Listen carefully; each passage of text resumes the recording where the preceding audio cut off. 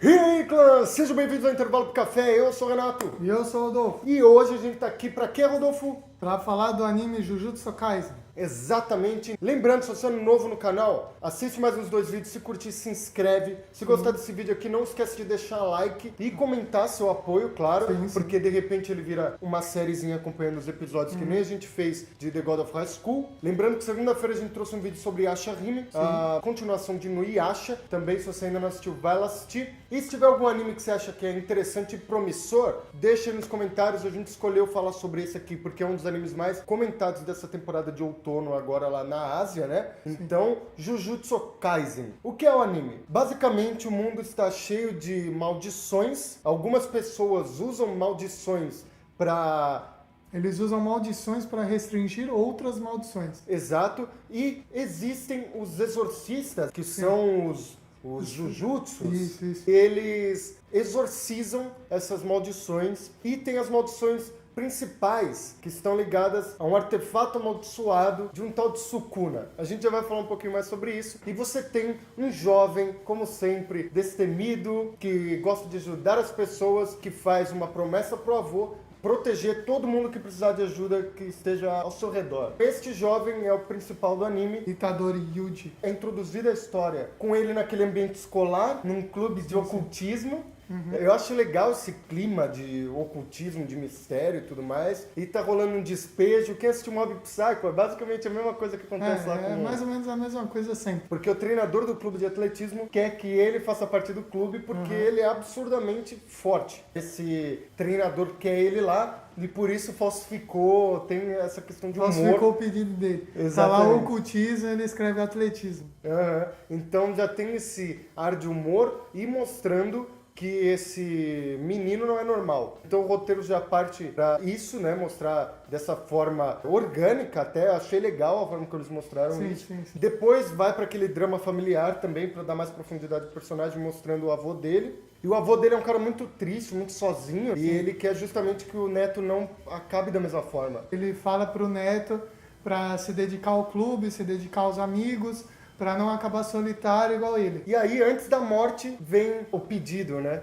Ajude as pessoas que estão ao seu redor, mesmo que seja uma só, que você possa salvar, já vai valer a pena e tudo mais. Não acabe sozinho como eu. E aí a gente tem o contato com o sobrenatural de fato. E aí surge um estudante, O Megumi da escola Jujutsu. exato, falando pra ele que tava seguindo ele, inclusive, Sim. porque sentiu essa energia amaldiçoada vindo dele e achou que ele estava com um objeto amaldiçoado, né? Da escola. Sim. Porque a escola tinha um objeto, porque eles até falam no anime que toda escola geralmente tem um objeto amaldiçoado para restringir ou qualquer outra maldição que possa ter na escola. E aí vem um ponto legal também do roteiro que eles falam, escolas e hospitais geralmente têm um grande nível de maldições por conta da vergonha, do ressentimento, da dor. Da lamúria e tal. Sim, então ele pergunta sobre esse item, aí que eu achei meio forçado, talvez. Já começa falando pro menino, um moleque comum, teoricamente, sobre maldição, sobre o caramba, não quer esconder nada, ele só fala, dane-se. E aí o Itadori fala pra ele que não tá com ele objeto, que tá na escola,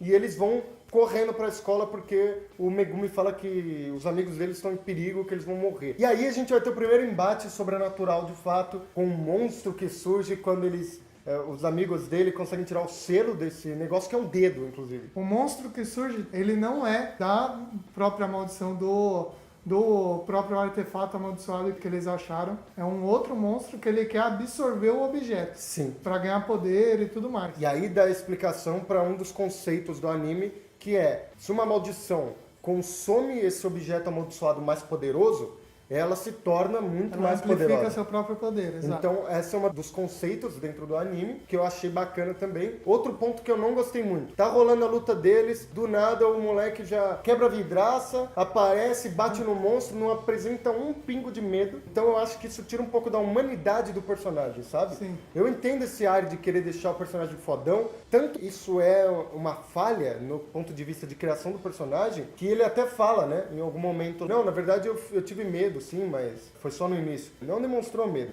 Só uma hesitação para entrar na escola e que rapidamente se extinguiu. Aí veio um spoiler, mas é pequeno, porque precisa ser dito, né? Sim. Ele é possuído pelo espírito desse Sukuma, Sim. que mais pra frente a gente vai saber o que é. E ainda assim, a gente tem ele simplesmente falando, o corpo é meu, eu que mando aqui. Em uma determinada hora na luta, ele pra conseguir derrotar o monstro, pra não deixar o Megumi ser devorado, qualquer coisa assim, perder a luta, ele lembra das palavras do Megumi.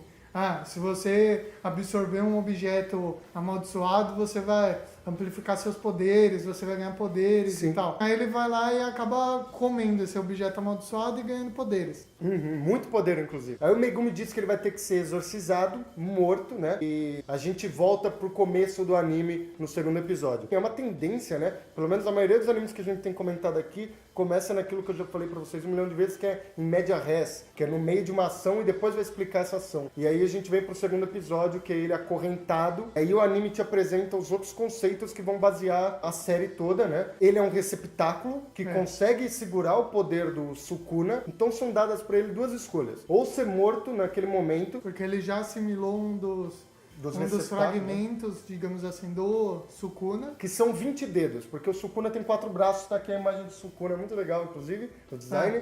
Todos esses dedos são receptáculos amaldiçoados, né? Então, são objetos amaldiçoados. Você só consegue destruir esses objetos quando o receptáculo assimila sua força e você destrói o próprio receptáculo. Sim. Quais são as escolhas do Itadori? Ele pode ser morto ali, ou ele pode ajudar os exorcistas a encontrar e absorver todos os 20 objetos amaldiçoados e aí sim ser morto. Eu não estava achando lá uma grande coisa, etc, o anime, mas eu gostei desse conceito, porque ele te apresenta uma proposta dualista.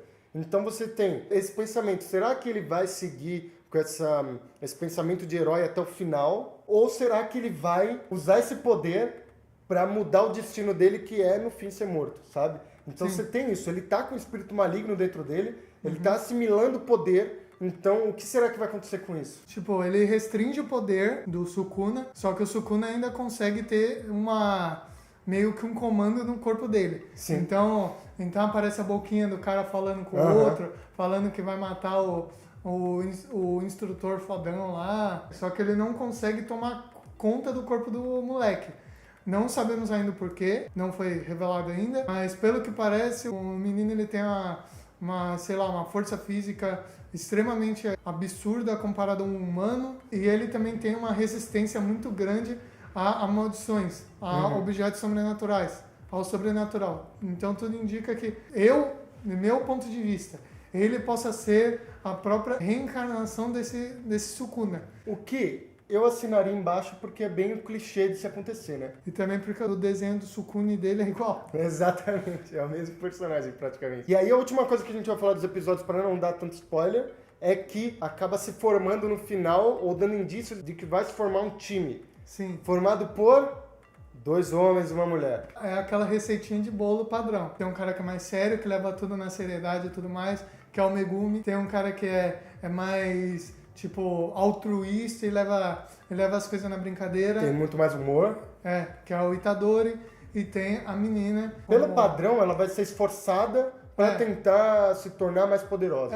E ela vai ter um passado, sei lá, ao meu outro ponto de vista, vou chutar aqui, ela deva ter um passado, tipo, a família dela foi morta por alguma maldição, aí ela desenvolveu algum dom mediúnico, ou ela aflorou algum dom, sei lá. Ou talvez seja até de família, ela venha de uma família assim. Mas tudo leva a crer que a família dela foi morta por alguma coisa, aí faz ela crescer. Cara, Jujutsu. isso, será que é síndrome de Pokémon ou de Naruto? Porque, cara, a gente tem visto, eu tava até comentando Pokémon com o Rodolfo. é mais antigo, né? Sim.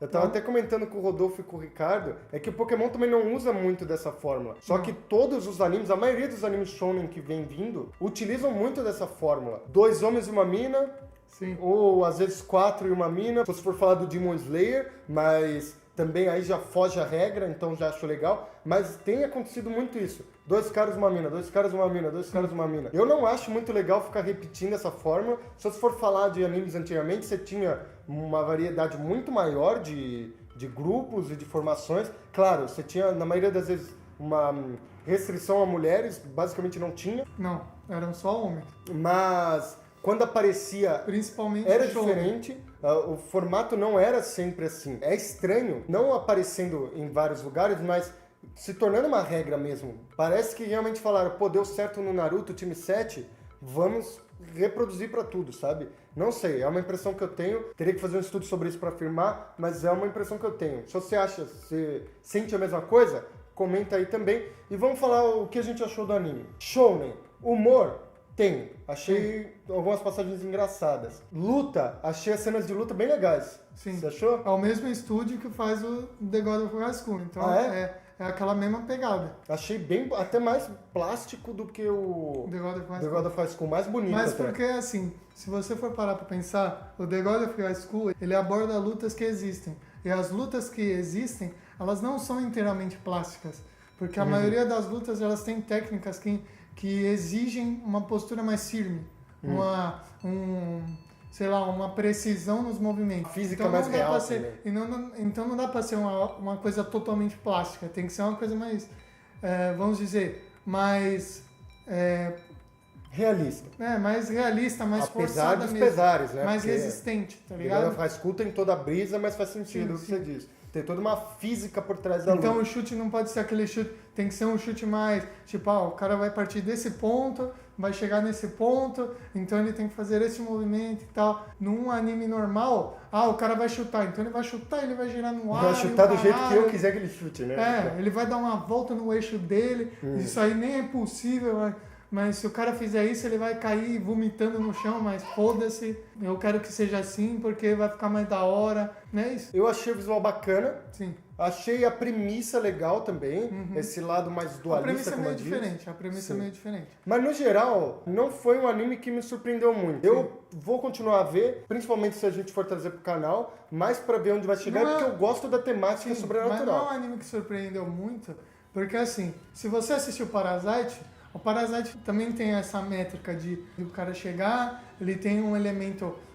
externo do corpo dele que ele é assimilado, mas o cara consegue restringir de alguma forma, tem essa interação, só que o cara ainda consegue manter o controle e tal, e acontece a mesma coisa nesse anime.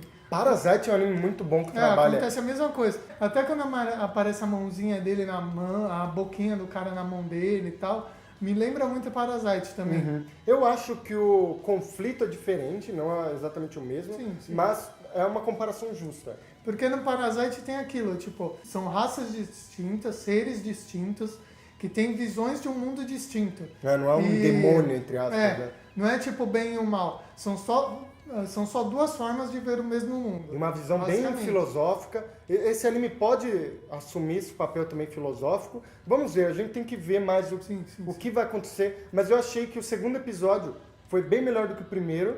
O primeiro foi bem introdução, bem arrastadinho, porque é uma introdução. E deu. Ele precisou do segundo para fechar esse arco, né? Sim. Senão ele acaba meio. Não acho que é um gancho muito bom também que tem no primeiro episódio pro segundo. Então eu achei o segundo bem melhor. Vamos ver o que acontece. Lembrando, se você gostou, se você ainda não assistiu, comenta aí também, deixa um like se você gostou do vídeo. Não esqueça, siga a gente no Instagram, Renato_PC, Rodolfo_PC. canal Intervalo pro Café, muito fácil de encontrar lá. Tem um grupo no Face também, pode comentar o que você achou do anime lá também. E é isso.